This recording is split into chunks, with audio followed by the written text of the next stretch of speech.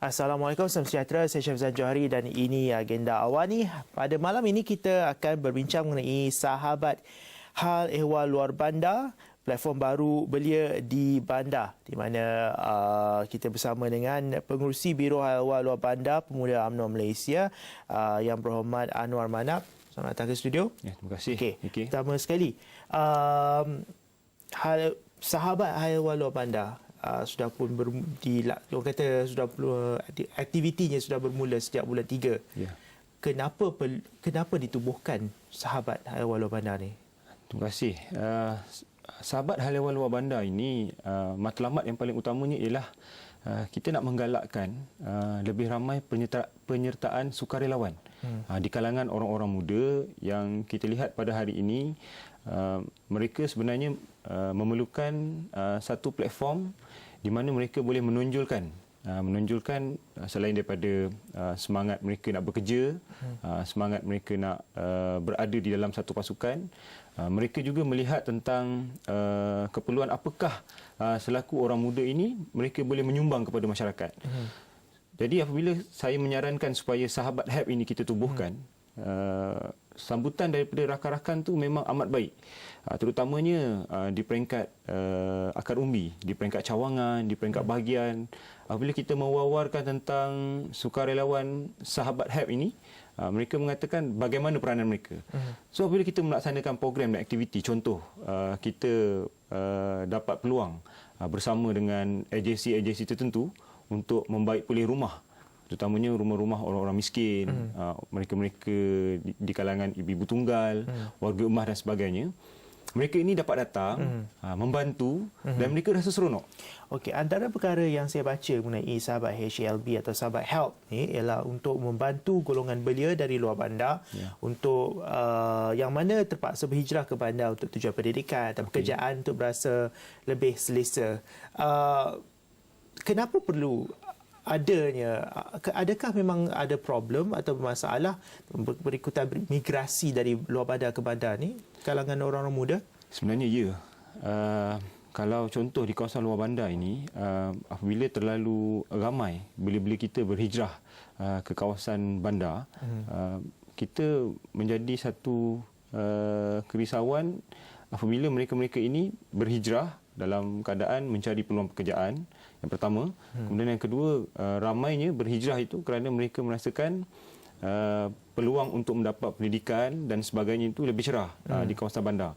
Jadi apabila ini berlaku, sahabat hal ehwal luar bandar melihat tentang keperluan bagaimana kami boleh bersama-sama dengan mereka ini, jika sekiranya ada sebarang isu, ada sebarang perkara yang dirasakan perlu untuk dibawa bersama, terutamanya di kalangan rakan-rakan belia yang tinggal di kawasan luar bandar ini, dan apakah sebenarnya yang boleh membantu mereka. Sebab setengah-setengah sahabat-sahabat kita ini apabila mereka berada daripada kawasan luar bandar pergi ke kawasan bandar, dikatakan ada satu fenomena kejutan budaya. Jadi untuk mengelakkan perkara-perkara ini berlaku, mungkin dengan tertubuhnya sukarelawan sahabat HEP ini, saya merasakan rakan-rakan yang dah ada pengalaman, kami yang sebelum ini pun pernah melaksanakan perkara yang sama pun, kita boleh berkongsi pandangan dan juga idea. Jadi itulah yang kita cuba laksanakan. Jadi reach out kepada golongan orang kata golongan muda yang baru sahaja berpindah ke bandar ni sudah dilaksanakan. Sudah dilaksanakan. Selalunya selain daripada kejutan budaya, apa masalah utama?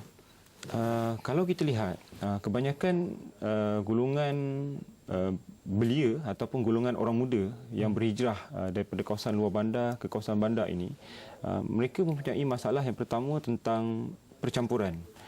Pencampuran ni saya maksudkan ialah campur gaul. Ya, bercampur gaul. Sebab kalau kita tahu fenomena di bandar ini dengan di kawasan luar bandar ni, kadang-kadangnya terdapat satu gap ataupun halangan yang agak sedikit jauh. Mungkin kalau kita lihat dengan cara hidup, kemudian dari segi pergaulan dan sebagainya, cara kehidupan. Jadi sekurang-kurangnya apabila sahabat HEP ini dapat bersama-sama dengan rakan-rakan belia ataupun golongan-golongan muda ini, mereka dapat didedahkan sedikit tentang apabila berhijrah ke kawasan bandar, apakah persediaan-persediaan yang perlu mereka buat. Mungkin daripada segi mentalnya, kalau dilihat kos sara hidup akan mula bertambah, contoh. Kemudian mungkin daripada segi masa, kalau bekerja di kawasan luar bandar ni, kebanyakan masa mungkin kita lihat tidaklah terlalu kata orang tu ketat, contohnya. Kemudian kalau yang dah berkeluarga, bagaimana kos untuk penjagaan anak dan sebagainya. Dan perlu, mungkin kalau di kawasan luar bandar hanya suami yang bekerja, isteri tak perlu bekerja. Tapi bila berhijrah ke kawasan bandar, mungkin keperluan untuk mendesak isteri pun bekerja ada. Jadi bagaimanakah persediaan-persediaan mereka? Begitu juga dengan sekolah. Kalau kita lihat, mungkin di kawasan luar bandar sekolahnya berdekatan ataupun jarak perjalanan sekolah itu tidak terlalu jauh, isu jam, trafik dan sebagainya tak pernah wujud. Tapi bila berada di kawasan bandar, itu yang berlaku. Kemudian sewa di kawasan luar bandar mungkin agak rendah, tapi di kawasan bandar kalau kita lihat, kadang-kadang walaupun rumah itu dikategorikan sebagai kategori kos rendah, kos sedara rendah, tapi sewanya agak tinggi. Melihat pada tempat-tempat di mana kawasan bandar yang kita tahu, kawasan-kawasan segitiga emas, kawasan-kawasan perdana, memang kos dia agak tinggi. Jadi bagaimana mereka bersedia? Kita tak nak seperti yang berlaku pada hari ini, bila orang muda berhijrah daripada luar bandar ke kawasan bandar ni, dalam keadaan mereka tidak bersedia, akhirnya menjadi gelandangan. Yang ini kita khawatir. Jadi perkara-perkara ni, kita khawatir benda-benda ni berlaku. Jadi tak ramai, tapi kalau berlaku pun, ia akhirnya akan memberikan kesan yang tidak baik kepada situasi dalam negara. Okey, kita berhenti rehat seketika. Nanti bila kita balik nanti YB, kita akan cakap mengenai bagaimana gerak kerja untuk membantu golongan-golongan sasaran ini dapat dilaksanakan dan apa jenis bantuan yang kita boleh salurkan dan bagaimana kita nak menyertai aktivisme seperti ini. Kita jumpa lagi selepas ini.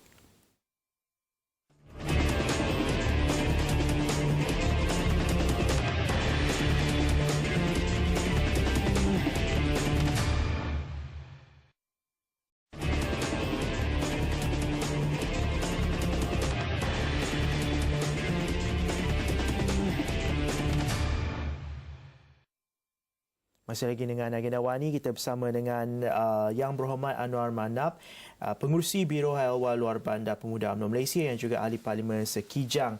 Okey YB, tadi YB ada banyak mengatakan mengenai betapa ia akan menjadi satu masalah sekiranya golongan luar bandar, anak-anak muda dari luar bandar di kampung-kampung tidak bersedia untuk berpindah di Kuala Lumpur ataupun berhijrah ke bandar-bandar besar.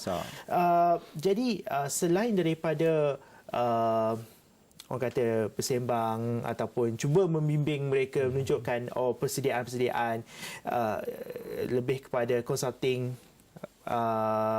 golongan yang hendak berhijrah ni atau bahu berhijrah ni, apa langkah yang lebih konkret? Adakah dengan menyediakan perumahan atau bantuan keuangan menjadi satu pilihan? Okey. Sebenarnya perkara ini pun adalah antara perkara pokok yang menjadi persoalan setiap kali kita mengadakan perbincangan santai.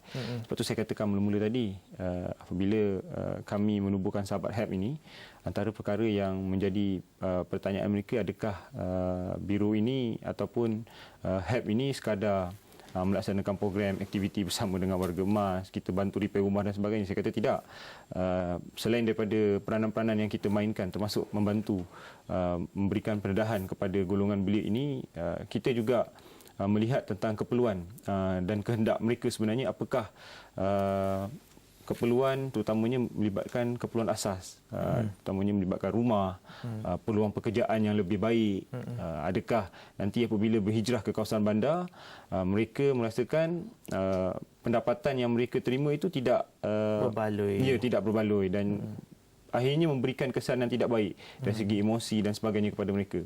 Jadi makmal perbincangan pemuda UMNO Malaysia, kita ada menyarankan kepada kerajaan supaya disediakan rumah-rumah mampu milik, kalaupun tidak beli mungkin untuk disewa kepada golongan-golongan muda ini.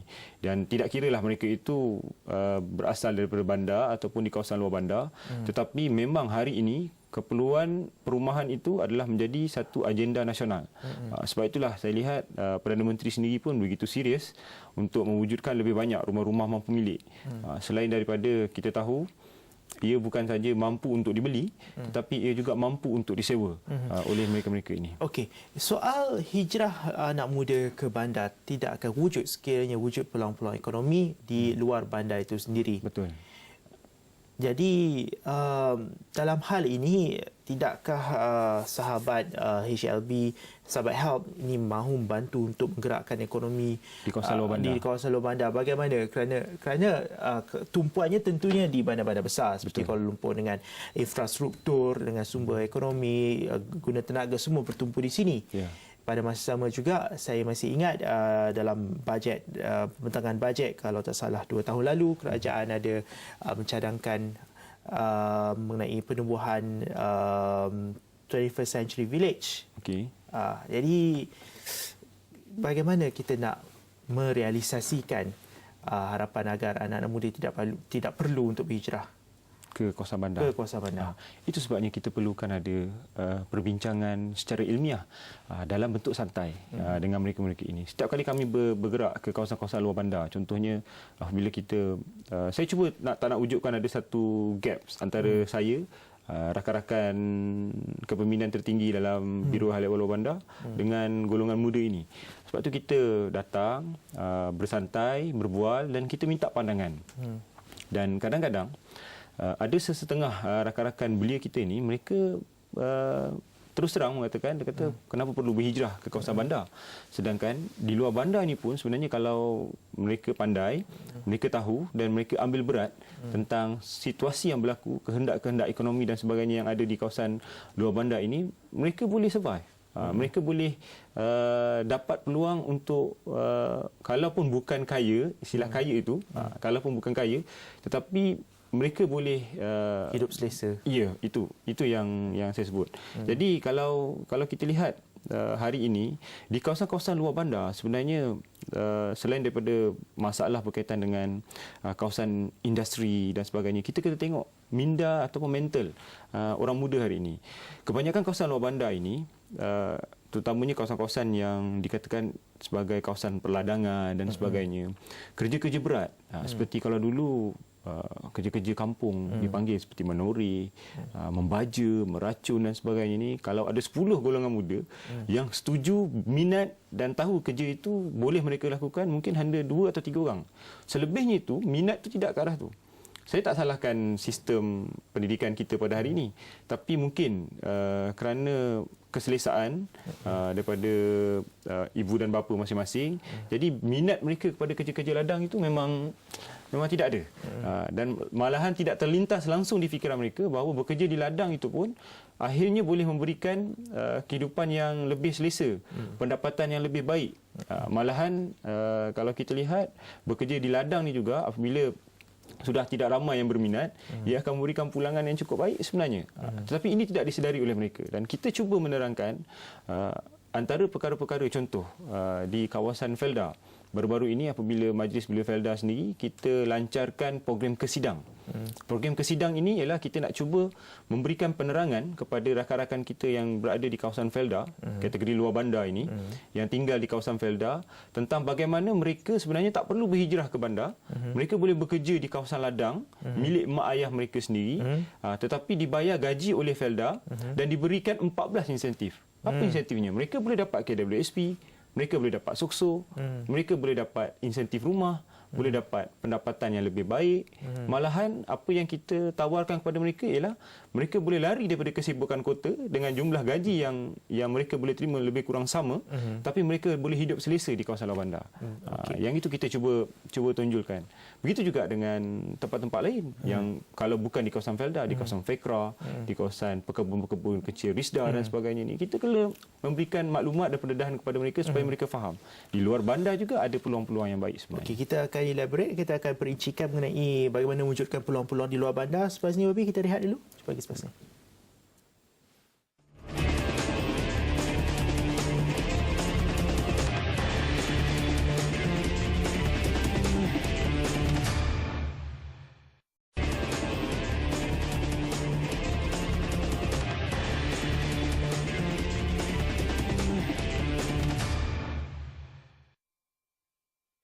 Ketemu lagi dalam agenda awal ni masih bersama dengan Yang Berhormat Anwar Manap, iaitu Ahli Parlimen Sekijang yang juga Pengerusi Biro Hal Ehwal Luar Bandar Pemuda UMNO Malaysia dan juga Presiden Majlis Belia Felda Malaysia.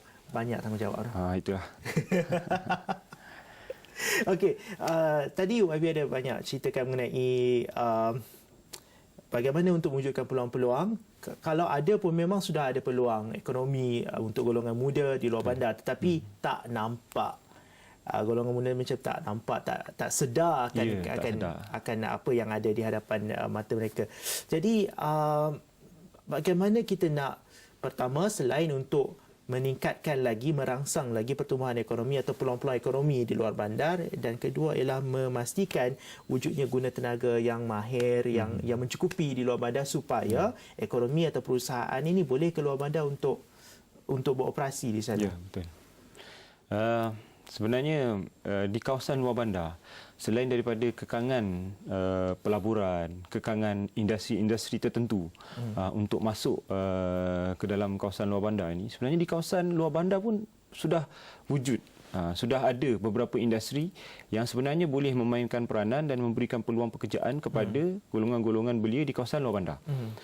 Sebagai contoh, kalau kita lihat sesetengah IKS ataupun industri kecil dan sederhana di kawasan-kawasan luar bandar, mereka dapat bergerak dengan baik, mereka dapat memberikan peluang pekerjaan yang baik, dan mereka juga boleh memberikan tangga gaji yang munasabah untuk golongan belia ataupun golongan muda di kawasan luar bandar. Sementelahan kita tahu kerajaan telah pun mensyaratkan gaji minima sebanyak 900 kepada semua mereka-mereka yang dikatakan sebagai majikan untuk menggajikan kepada mereka-mereka ini. Jadi saya lihat sebenarnya di samping kita menerangkan, memaklumkan, menyedarkan sahabat-sahabat kita ini tentang ada peluang yang baik di kawasan luar bandar berbanding dengan kawasan di bandar, kita juga perlu melihat seperti yang saudara sebut tadi berkaitan dengan tentang keperluan tenaga mahir. Kita tak nak nanti apabila terlalu ramai belia kita berhijrah ke kawasan bandar, pekerjaan ataupun suasana itu akan dilihat tidak seimbang daripada segi keperluan pekerjaan di kawasan luar bandar dan juga peluang pekerjaan di kawasan bandar. Walaupun kita tahu sebenarnya golongan belia hari ini mereka melihat keseronokan. Itu kita kena elaborate juga, sebab orang muda ni dia rasa kalau di kawasan luar bandar ini dekat dengan family tu rasa terikat. Dekat dengan keluarga tu macam ada sedikit halangan. Bila mereka berhijrah, konon-kononnya mengambil konsep bila berhijrah itu kita akan dapat peluang baru, minda baru, percampuran baru. Jadi mungkin mereka ni konon-kononnya akan lebih matang. Tetapi persediaan mereka bagaimana? Jadi perkara-perkara ini kita kena highlightkan, dan alhamdulillah lah melalui sahabat HEP ini saya lihat kalau dulu bila kita bincang, kita minta pandangan mereka tentang apakah peluang di luar bandar ini berbanding dengan bandar, bagaimana caranya, keadaannya dan sebagainya. Mereka mengatakan mereka ramai rasa biarlah kami berhijrah ke bandar, itu lebih baik. Tapi apabila kita berkongsi idea, menerangkan peluang-peluang dan sebagainya, mereka mula memikirkan, mungkin kalau ada peluang yang sama di kawasan luar bandar, kenapa tidak kami berada di sini? Kalau saya ikut pengalaman sendirilah, saya dengan kawan-kawan, waktu mula-mula lepas graduate tu, dah ada ijazah, rasa kalau balik kampung ni rasa sayang je, macam tak ada nak kerja apa yang kita belajar ni kan. Peluang ekonomi tu tak banyak. Tapi setelah lama-lama dah ada business idea, nak buat ini, nak buat itu, rasa macam nak balik kampung pula. Ya, betul. Ni saya cerita pengalaman saya lah. Selepas graduate, saya balik ke kampung saya di Felda Pemanis. Balik saja ke Felda Pemanis, saya menolong. Saya tak bekerja, saya tolong orang tua saya bekerja di kawasan ladang. Sememangnya mungkin mental orang kita begitu. Bila kita yang ada ijazah ini, kebetulan ijazah daripada luar negara pula, tak bekerja, tolong bantu mak ayah kerja di ladang. Orang kata. Orang kata betul. Jadi bila perkara itu berlaku, ialah kalau kita tidak ada persediaan mental, dia akan memberi tekanan sebenarnya. Kan, alamak, kenapa patutnya dia mengharapkan kita balik kerja, bawa kereta besar balik. Dia anggap begitu. Sebab dengan nilai pendidikan yang kita terima tu sewajarnya pengiktirafan itu sebegitu. Tapi tidak. Sebenarnya saya melihat kalau seperti saya katakan tadi, kalau kita tahu peluang-peluang yang ada di kawasan luar bandar, sebenarnya tak perlu pun. Ijazah itu hanyalah sebagai satu syarat untuk kita memberitahu bahawa kita mempunyai pendidikan yang tinggi dan bukanlah kerana mendapat ijazah itu kita akan bekerja di bawah orang dan sebagainya. Apa yang saya buat ialah saya mula menilai peluang-peluang perniagaan. Kebetulan tahun 2000 masa tu, bila saya balik, saya melihat dunia internet, dunia cyber ni memang agak berkurang. Terutamanya di kawasan luar bandar. Di bandar mungkin cyber cafe tu dah glamour. Tapi di kawasan bandar mereka tercari cyber cafe itu apa. Tapi saya mulakan perniagaan sedikit demi sedikit. Mulakan dengan perniagaan cyber di kawasan luar bandar masa tu. Masa tu kita lah cyber cafe yang paling tip top di kampung. Jadi bila kita nampak benda-benda yang baru begini dan kita jalankan di kawasan luar bandar, ia memberikan satu kredit kepada yang kita sebenarnya. Inilah yang macam saya katakan, saya pernah bagi tahu kat kawan-kawan. Apa kata kita sama-sama dengan mana yang ada dekat kampung tu, kita turun tolong fikirkan idea. Betul. Kita kalau boleh bagi bantu dana. Betul. Ataupun tolong dia orang buat proposal untuk bank. Betul. Sebenarnya masa bila yang paling sesuai untuk kita buat benda-benda ni? Kalau kita perasan, sahabat-sahabat kita yang biasa tinggal di bandar berjaya, doktor, engineer dan sebagainya ni, mereka akan balik ke kampung sewaktu hari raya. Dan biasanya mereka akan spend dekat kampung masing-masing 3 atau 4 hari. Apa salahnya mungkin selepas sembahyang hari raya contohnya minta tunggu sekejap kan, selain daripada kita boleh mungkin ambil masa setengah jam, mungkin pengerusi belia ke, ketua kampung ke, ataupun mungkin pengerusi sahabat HEP yang saya cadangkan di kawasan-kawasan ini, mungkin mereka boleh bangun, mungkin memberitahu kepada rakan-rakan hari ini kita minta ambil masa dalam 10 hingga 15 minit untuk minta pandangan dan juga idea memajukan kampung. Jadi mungkin itu satu kaedah lah. Okey, raya tak lama lagi, nanti kita tengok lepas raya dia punya hasil-hasil brainstorming. Wabi, terima kasih banyak Wabi kerana sudi bersama kami di agenda awal ni. Tadi Ahli Parlimen Sekijang dan juga pengurusi Biro Hal Ehwal Luar Bandar Pemuda UMNO Malaysia cakap mengenai sahabat Hal Ehwal Luar Bandar, platform bantu belia di bandar. Dan sekian saja agenda pada malam ini. Sebarang cadangan boleh hantarkan ke platform-platform kami dan juga boleh ikuti laporan berita kami di extrawani.com. Saya Syamsul Johari. Assalamualaikum. Selamat. Terima kasih banyak.